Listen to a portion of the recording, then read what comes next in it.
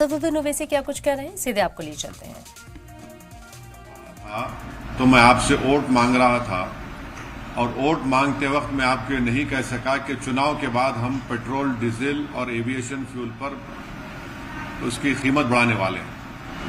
तो प्रधानमंत्री ने अब ये कह रहे हैं कि ये देशभक्ति की बात कर रहे हैं कि देशभक्त वो है जो इन सब चीजों को बर्दाश्त करे।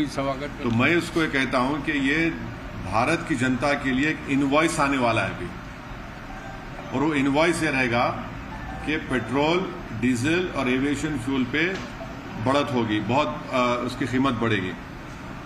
मेरा सवाल बीजेपी से ये है कि जब चुनाव चल रहे थे तो आपको ये सब नहीं दिख रहा था, और फिर पेट्रोलियम मिनिस्टर ने खुद पब्लिकली ये कह दिया कि नुकसान हो रहे हैं।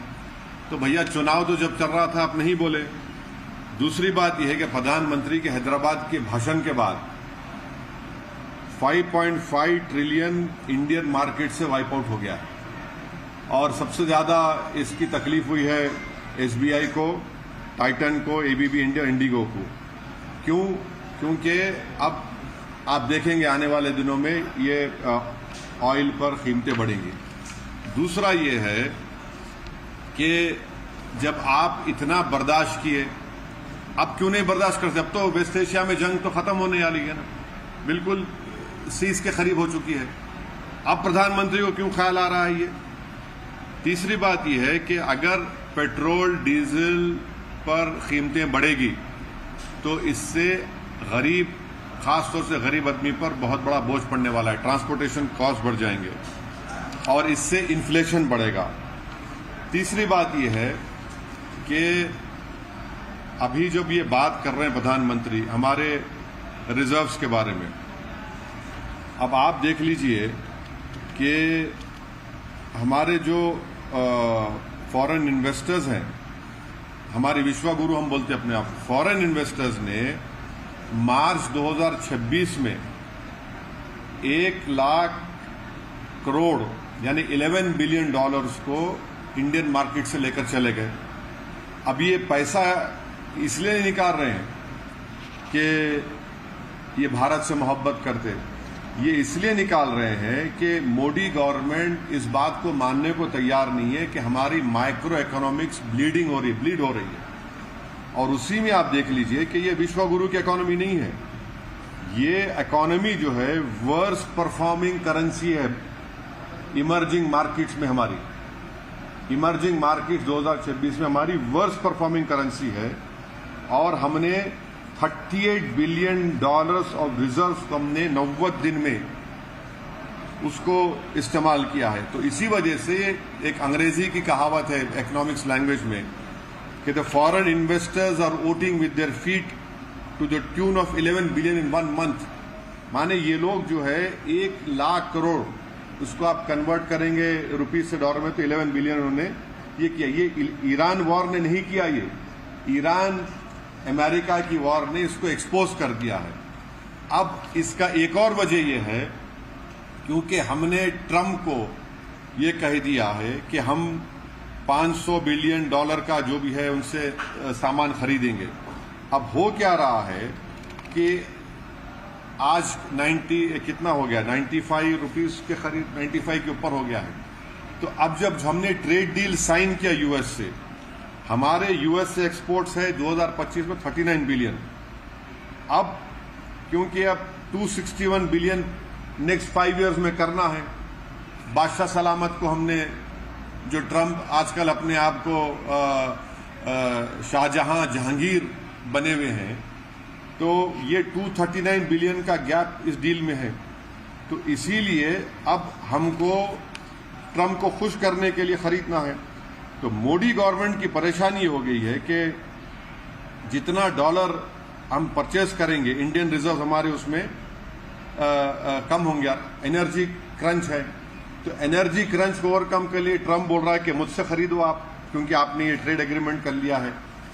तो ये बोलना चाह रहा हूं आपको कि प्रधानमंत्री कह रहे हैं कि सोना मत खरीदो, बाहर मत जाइए, एडिबल ऑयल कम करिए, फॉरेन गुड्स कम करिए। क्यों कह रहे हैं सब? ताकि उनके पास डॉलर बचे, ताकि वो ट्रंप को ह्यूस्टन में दे सके। ये असल मकसद है। तो ये देशभक्ति है नहीं है, ये आप देख लीजिए। अब एक और बात आ जाइए गोल्ड पैराडॉक्स के ऊपर। हमारे पास जो गोल्ड है, मार्च 2026 में आरबीआई के पास 77% of total gold reserve domestically था। जो 23 में 38% था, वो बढ़ के अब 77% हो गया। अगर गोल्ड खरीदना इतना डेंजरस है, जो हैदराबाद के भाषण में प्रधानमंत्री ने कहा, हम अपने बेटियों के लिए, अपनी महिलाओं के लिए ये खरीदते हैं, तो आरबीआई इतना गोल्ड क्यों खरीद रहा है भाई? फिर आरबीआई आज की तारीख में गोल्ड खरीद रहा है, इसमें कोई आप डिनाई नहीं कर सकते। और उल्टा कर रहा है आरबीआई, जो प्राइम मिनिस्टर ने कहा है। और ये है तो सेफ आंसर प्लेन है। आंसर प्लेन क्या है कि बीजेपी चाहती है कि स्टेट के पास गोल्ड रहे और डॉलर दिया जाए ट्रंप के लिए। तो इसी वजह से आप देख रहे हैं कि 1991 में हमने 47 टन गोल्ड लंदन से उठाया, बैलेंस ऑफ पेमेंट क्राइसिस हुआ था। अब 2026 में यही भारत एयरलिफ्ट कर रहा है गोल्ड को लंदन से। और अब ये सवाल भारत की जनता को तय करना है कि 691 बिलियन के रोबोस रिजर्व्स हमारे पास हैं, और हम एक बुलियन होम लाइक कंट्री इतना है, तो हमको ट्रबल क्यों हो रही है फिर? तो ये अचानक नतीजे आने के बाद प्रधानमंत्री का ये कहना, ये बड़ा ही चौंकाने वाला है। और एक बात मैं आपसे कहना चाह रहा हूं कि देश की ये बीजेपी की सरकार इस देश को छुपा रही है असल हालात और इकोनॉमी के बारे में। आप देखिए कि हम 104 tonne gold bank of England से और बैंक ऑफ इंटरनेशनल सेटलमेंट से सेकेंड हाफ ऑफ 2025 में हमने उनसे ट्रांसफर किया है। तो ये चीजें हैं। अब देश को तकलीफ उठाने का वक्त आ चुका है, देश की जनता को, और उसको प्रधानमंत्री देशभक्ति से जोड़ दे रहे हैं। ये कैसा होगा? चुनाव जब चल रहे थे तो आप सीना तान कर बोल रहे थे, आपने एक्साइज ड्यूटी को भी आपने कट कर दिया। आप चुनाव हो गए तो अब ये सब बोझ देश की जनता पे आयद होने जा रहे हैं। सर, एक और खबर है कि जो एसआईआर में शामिल जो अधिकारी थे पश्चिम बंगाल में, बड़े बड़े कुछ चीफ इलेक्टोरल ऑफिसर भी हैं, वेस्ट बंगाल की सरकार में की पोजीशंस दिए गए हैं, लाइक सेक्रेटरी, चीफ सेक्रेटरी। नहीं, ये सवाल का जवाब तो बीजेपी को और बंगाल के बीजेपी के मुख्यमंत्री को बताना पड़ेगा। बड़ा ही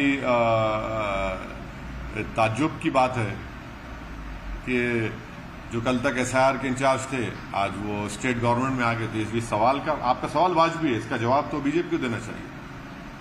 सर, नीट का पेपर क्या हुआ? वो कानून बनाया आपने पार्लियामेंट में, सजा दे देंगे, फुला कर देंगे, ऐसा कर देंगे। पेपर कैसा लीक हो गया भाई? और कहाँ गया प्रधानमंत्री का वो मन की बात? बच्चों को बोल रहे थे कि टेंशन मत लो। अब वो बच्चों को क्या जवाब देंगे प्रधानमंत्री? मन की बात में तो आपने कह दिया बच्चों को कि टेंशन मत लो। अब वो जो बच्चे पिछले 2 साल से तैयारी कर रहे हैं,